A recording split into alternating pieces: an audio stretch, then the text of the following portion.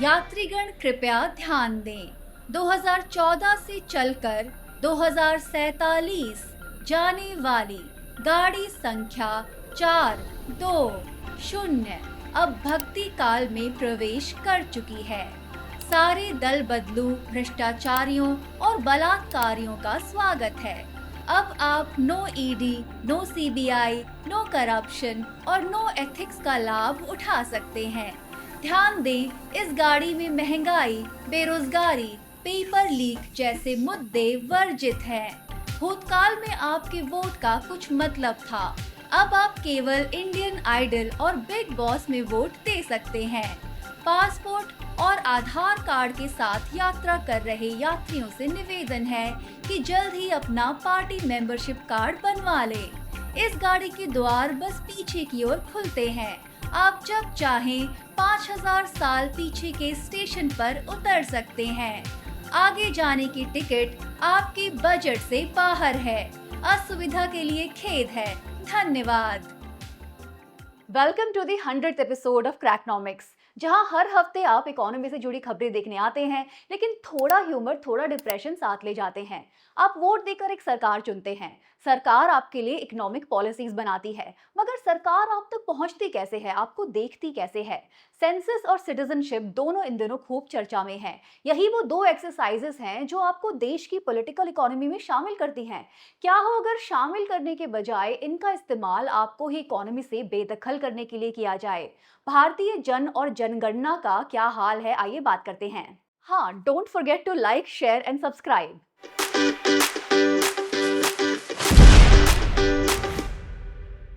जनगणना या सेंसस का काम क्या होता है? पता लगाना कि सही में कितनी पॉपुलेशन है, क्या लोगों के पास घर है, आमदनी है, पीने का पानी है, रसोई गैस है, बेसिक फैसिलिटीज हैं। उनकी सोशल और इकोनॉमिक हालात को कैप्चर किया जाता है।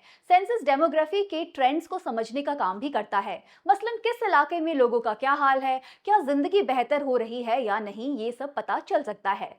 फिर जहां लोगों को जरूरत हो उसके हिसाब से उन्हें सुविधाएं उपलब्ध भी कराई जा सकती हैं।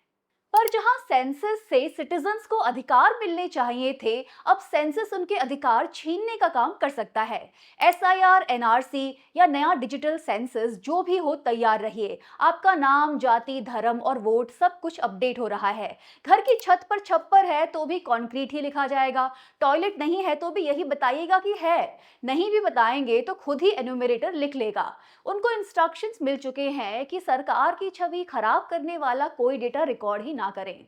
कायदे से लोगों को इसमें सही जानकारी देनी चाहिए, लेकिन आलम यह है कि गरीब लोग इतने डरे हुए हैं कि अपनी पूरी जानकारी देने से डर रहे हैं। क्यों? ताकि उनको मिलने वाला थोड़ा बहुत राशन पानी भी कहीं छूट ना जाए, वेलफेयर पॉलिसीज में से उनका नाम ना कट जाए। और उनका डर जायज है, क्योंकि सरकार कई इलाकों में एसआईआर के बाद ऐसा कर चुकी है। वैसे तो एसआईआर और सेंसस में जमीन आसमान का अंतर है। जहां सेंसस को सेंसस एक्ट 1948 के तहत रजिस्ट्रार जनरल और सेंसस कमीशन करवाता है, वहीं एसआईआर इलेक्शन कमीशन की एक मुहिम है। लेकिन एसआईआर, सिटीजनशिप और वेलफेयर को एक धागे में पिरोकर बीजेपी सरकार अपना पॉलिटिकल और इकोनॉमिक एजेंडा आगे बढ़ा रही है। जैसे वेस्ट बंगाल में स्पेशल इंटेंसिव रिवीजन के दौरान 90 लाख नाम डिलीट हुए।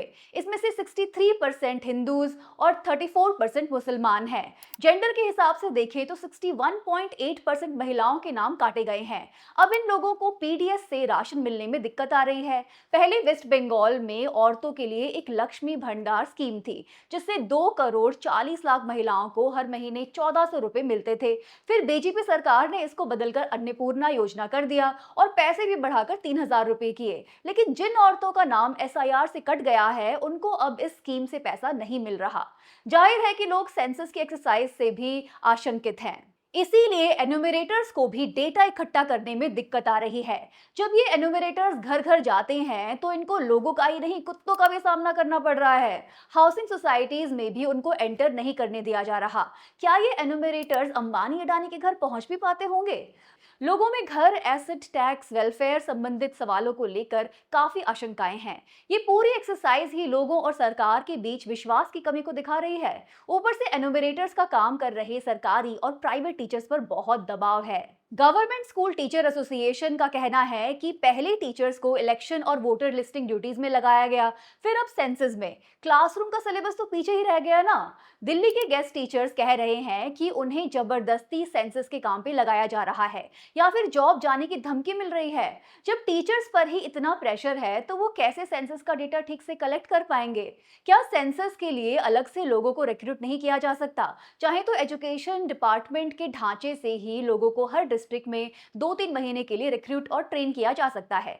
सोचिए कितने सारे जॉब्स जनरेट हो सकते हैं और टीचर्स पर दबाव भी कम हो सकता है। एनीवेज, इस बार तो सेंसस डिजिटल है। आप चाहें तो खुद ही अपना फॉर्म भर सकते हैं। 16 भाषाओं में फॉर्म भरना पॉसिबल है। हालांकि 2 स्टेप इंग्लिश या हिंदी में क्लियर करने और कैप्चा भरने के बाद ही भाषा चुनने का ऑप्शन आता है। कोई जानकारी गलत भर दी तो बाद में चेंज करने का ऑप्शन नहीं है। आपके पास मोबाइल फोन होना चाहिए, इंटरनेट होना चाहिए, ओटीपी भरना आना चाहिए। In 2027, India will experience its first ever fully digital census. From the comfort of your home, you can fill in your details yourself. Securely submission of household details now possible and done online in just 15 to 20 minutes. To make this process smooth, telecom networks play a key role by providing reliable internet speed and connectivity across the country safely. Because your data matters. Your participation matters. अब सोचिए कितने लोग देश में ये काम आसानी से कर सकते हैं। जिस ऐप में एनुमरेटर्स डेटा रिकॉर्ड कर रहे हैं उसमें ही ग्लिचेस हैं, तो आपका फॉर्म भरना भी उतना आसान नहीं हो सकता। कई बार ऐप सिंक नहीं होती है। डिजिटल और कागज दोनों का इस्तेमाल हो रहा है। मतलब वही डुप्लीकेट काम जो आप डिजिटल इंडिया में हर सरकारी ऑफिस में देख रहे हैं। एक पक्की कागज की फाइल होती है, फिर कंप्यूटर पे उन्हीं चीजों को दोबारा भरा जाता है, लेकिन सब जानते हैं कि कागज की फाइल ही असली फाइल है। इस बार सेंसस में कास्ट की जानकारी भी इकट्ठा की जा रही है और सबसे जरूरी बात यही है कि अगर इस सेंसिटिव डेटा का इस्तेमाल एसआईआर की तरह राजनीतिक मुद्दों के लिए किया गया तो क्या होगा? आपने डिलिमिटेशन या पार्लियामेंट की कॉन्स्टिट्यूएंसीज को फिर से बनाने की बात सुनी होगी। साउथ इंडियन स्टेट्स को ये पर्टिकुलर चिंता है कि अगर जनसंख्या के नंबर्स के आधार पर उनकी सीट कम हो गई तो क्या साउथ इंडियन राज्यों की आवाज पार्लियामेंट में कम नहीं हो जाएगी? पिछले दिनों आपने टेलीग्राफ के एडिटर आर राजागोपाल की कहानी जरूर सुनी होगी। एसआईआर में नाम कट जाने से उनके पासपोर्ट का रिन्यूअल ही अटका पड़ा है। रिसेंटली बंगाल में ही एक आदमी का आर्मी में अग्निवीर का सिलेक्शन हो गया, लेकिन एसआईआर में नाम कटने की वजह से उसको पुलिस वेरिफिकेशन नहीं मिला और उसका जॉब अटक गया। फिर कोलकाता हाई कोर्ट को अप्रोच करने के बाद उसको कुछ रिलीफ मिला। तो क्या अब इस तरह लोगों की नौकरियों के साथ भी खिलवाड़ होगा? सेंसस के डेटा, पर्टिकुलरली डिजिटल डेटा को लेकर ये भी चिंता है कि आपका डेटा एक्चुअली कितना सिक्योर है। शायद पीएम केयर्स को छोड़कर मुश्किल से ही कोई ऐसा सरकारी वेबसाइट है जिसकी सिक्योरिटी फर्स्ट क्लास है।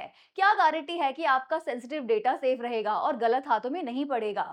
ये सब करने के बाद भी आप भारत के नागरिक हैं और सरकार का दायित्व है कि वो आपका ख्याल रखे, इसकी कोई गारंटी नहीं है, क्योंकि देश का वेलफेयर का ढांचा काफी बिगड़ चुका है। हमारे देश में 1950s से 1970s का दौर वेलफेयर स्टेट का दौर था। पावर्टी एलिवेशन प्रोग्राम्स चलाए गए, स्कूल से लेकर कॉलेज और हॉस्पिटल्स बनाए गए। देश ने लोगों को ऊपर उठाना अपनी जिम्मेदारी माना। फिर 2000s के दौर में हमने राइट्स बेस्ड वेलफेयर देखा। शिक्षा का अधिकार, नौकरी का अधिकार सबको मिले, ये समझ बनी।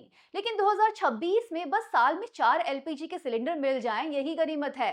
School, hospital, public infrastructure, public transport और जॉब्स के बजाय बस इलेक्शन के वक्त कैश ट्रांसफर ही ले लो। एक्सपर्ट्स का कहना है कि ये मॉडल आपको अपने अधिकारों से वंचित कर बस एक लाभार्थी बना रहा है।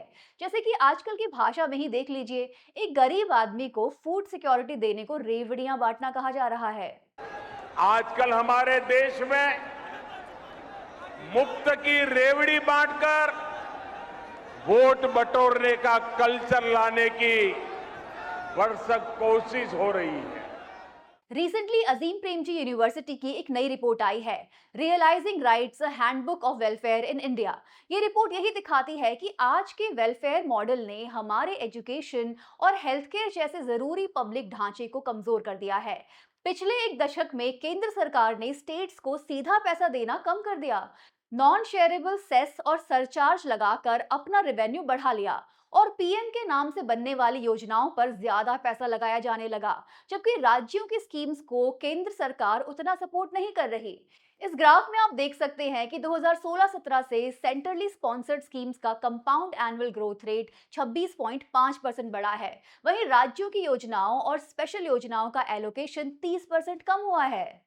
फिर भी सोशल सर्विसेज पर केंद्र सरकार के मुकाबले राज्य सरकारें ही ज्यादा खर्च कर रही हैं। 2013 से 2024 के बीच राज्यों ने केंद्र सरकार की तुलना में 8 गुना ज्यादा खर्च किया है। 2023-24 में जहां राज्यों का पर कैपिटा सोशल एक्सपेंडिचर 15,100 रुपए था, केंद्र का बस 2,150 रुपए था।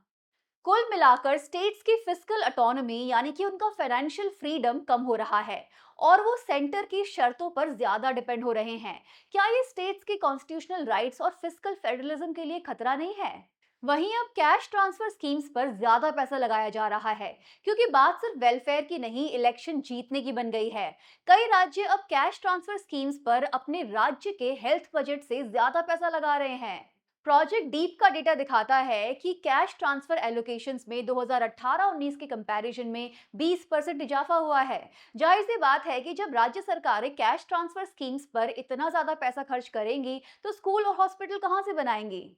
कुल मिलाकर इन सब का ये असर पड़ा कि सामाजिक सुरक्षा देने पर इंडिया अपने जीडीपी का बस 4% खर्च करता है। इसमें पेंशन, राशन, घर, मिड डे मील, पीएम किसान, रोजगार गारंटी योजना, मनरेगा, शिक्षा में स्कॉलरशिप्स, इंश्योरेंस स्कीम सब शामिल हैं। हेल्थ पर अलग से इंडिया अपनी जीडीपी का 2% के आसपास लगाता है, लेकिन ये सब बहुत कम है। इसीलिए गरीबी, मॉल न्यूट्रिशन और इनइक्वालिटी बढ़ते ही जा रहे हैं। हम कई अपर मिडिल इनकम कंट्रीज से खर्च और क्वालिटी दोनों में बहुत पीछे हैं। बस नेपाल, पाकिस्तान, बांग्लादेश से जरा आगे हैं। क्या आप इसी बात से खुश रहना चाहते हैं कि हम पाकिस्तान से आगे हैं? आज इकोनॉमी से बड़ा सवाल वोटर और नागरिक का हो गया है। अगर आप वोटर नहीं हैं, तो क्या आप देश के नागरिक भी नहीं हैं? 18 साल से छोटे बच्चे तो वोट नहीं करते, तो क्या उनको कोई बेनिफिट नहीं मिलना चाहिए? इस तरह तो लोगों को डरा धमका कर और लालच देकर ही डेमोक्रेसी चल रही है। क्यों इतना डर का माहौल बनाया जा रहा है? ताकि आप ज्यादा सवाल ना पूछें। इकोनॉमी की चिंता कैसे करेंगे जब खुद की नागरिकता पर ही सवाल हो? और आज नहीं है तो कल हो जाएगा। पहले मिडिल क्लास वाले अपनी हाउसिंग सोसाइटी में निश्चिंत बैठे थे, थाईलैंड, श्रीलंका और वियतनाम घूमकर आए थे। उन्हीं को सोफे से उठाने के लिए सुप्रीम कोर्ट ने कहा है कि पासपोर्ट भी नागरिकता का प्रमाण नहीं है। सिस्टम के सामने नतमस्तक हो जाइए, अपनी सुरक्षा की पेटी कस के बांध लीजिए, क्योंकि आगे मौसम काफी खराब है। इस हफ्ते इतना ही। Thank you for watching Crackonomics. मिलते हैं अगले हफ्ते टू क्रैक मोर इकोनॉमिक्स।